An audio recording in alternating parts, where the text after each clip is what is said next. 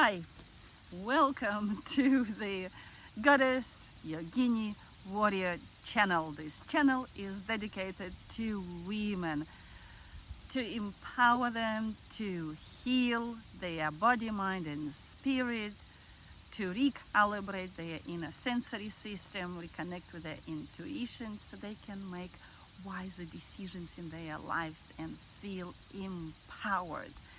That's the most. All right, and I am your host, Angelica Kalancha, reporting from my favorite nature sanctuary. Here, with the sounds of nature, you get a couple of my words to empower you, and and I hope you enjoy the background of this video. Today, I wanted to talk about loneliness. How to heal your loneliness. Let me tell you, this is so important to when you want your power back. If you are deeply lonely, I'm talking about chronic loneliness, okay? I'm not talking about like, yeah, sometimes you feel like, oh, it would be nice to have a friend, but then you're just absolutely fine on your own, That is completely different. This is chronic loneliness when you feel inadequate, when you feel absolutely like you just like being left out there. I suffered from loneliness for a long time. I was basically just because I was abandoned as a child, and I don't know, something is trying to bite me, sorry about that, because I was abandoned, and that kind of like left me being extremely inadequate, being alone. And I always wanted to be just with anyone.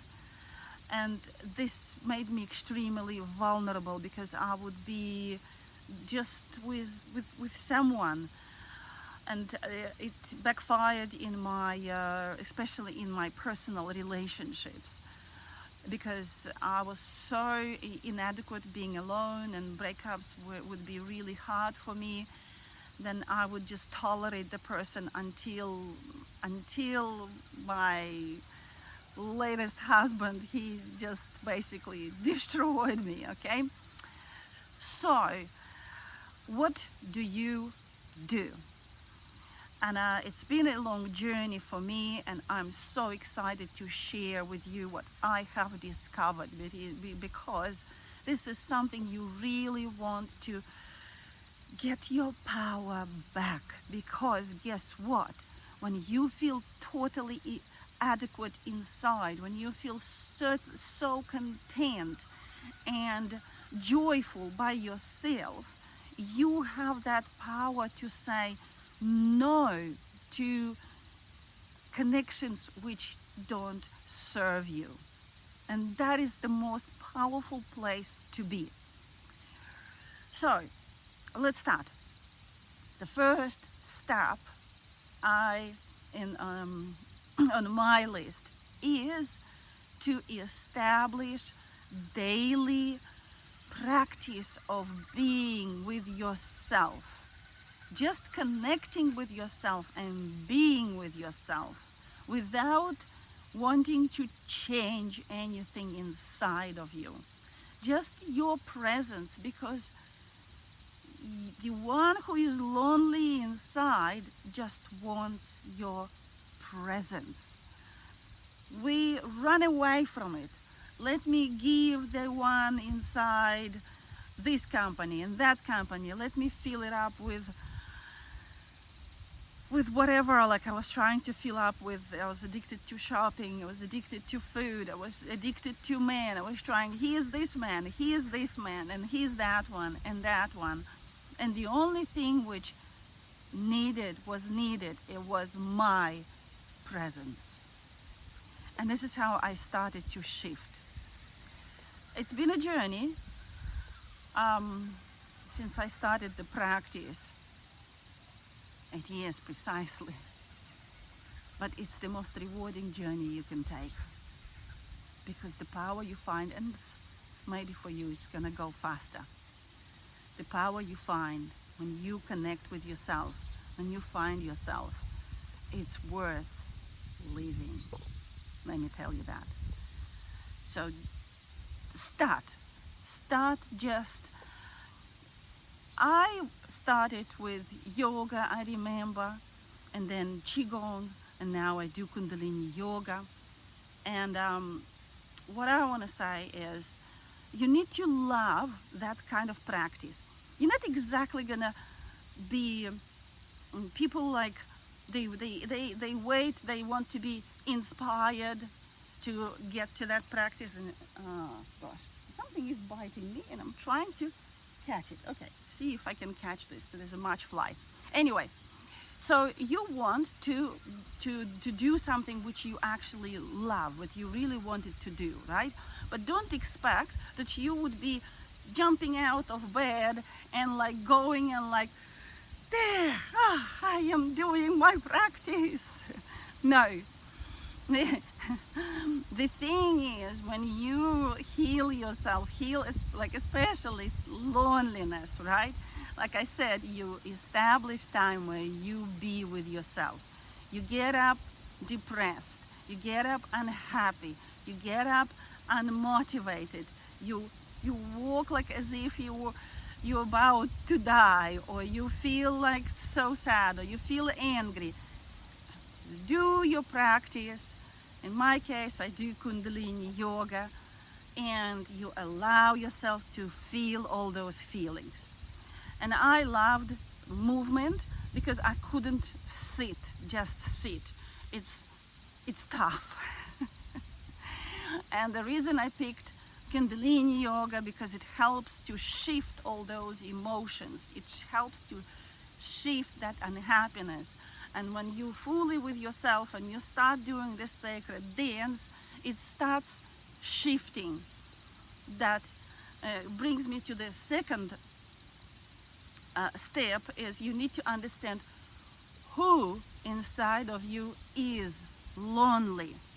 How old is that person? Ask yourself, how old are you when you feel deeply lonely?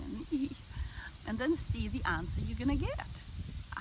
Yeah, you will be surprised that it's not your adult self. It's yeah, you would get a child. You would get the age. And that one needs attention, love from you, and doesn't need to be made feel bad that it feels lonely and all of that.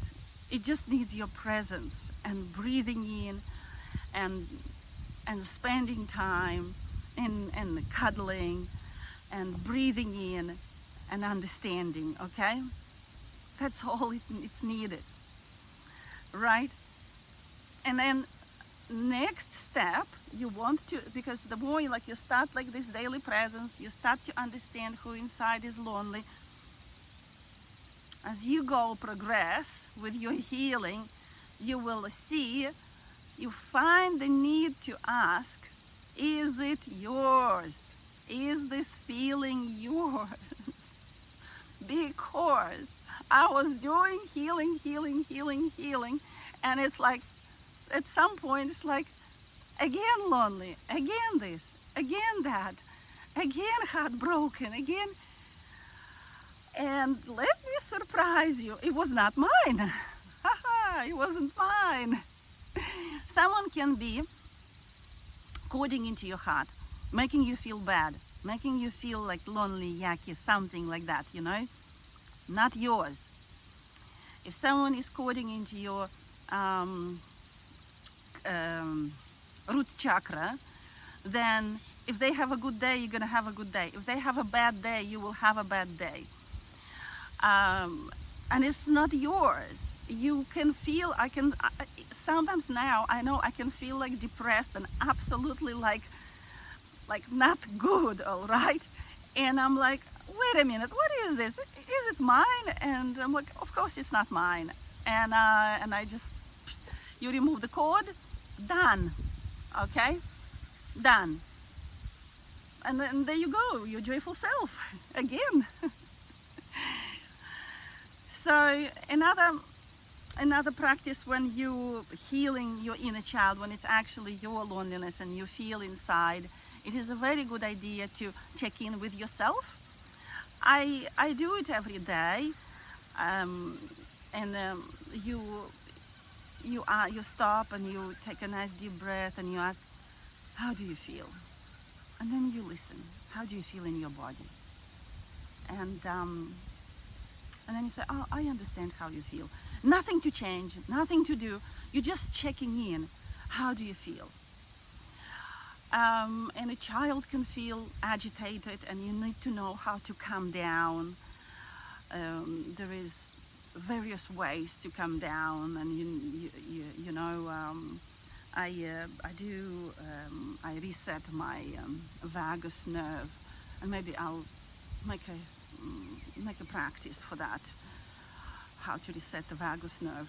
I'll make a separate video about that, but you need to know how to calm down that lonely one. Sometimes it just takes just a breath and just allowing yourself to feel. And sometimes I just allow myself just to feel and let that feeling consume me. And then it just goes away because you're not fighting it, okay?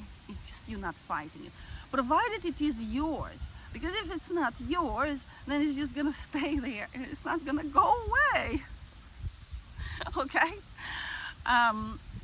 If it's yours, you can shift it. It's in your power to feel it and be with it, and it's just slowly it's gonna relax because it needs your love and attention, that inner child. Now, last year, I made a last attempt going to date. And I was like, I didn't know what to do. I had a difficult year, as you probably know. I've said about that, and I've been doing a lot of healing last year. It was just a year of healing and just soul searching. Let's put it this way. But I went to date, and I went online and put myself there. And as I was just connecting to this man and talking and observing myself, I realized, I was like, what am I doing here?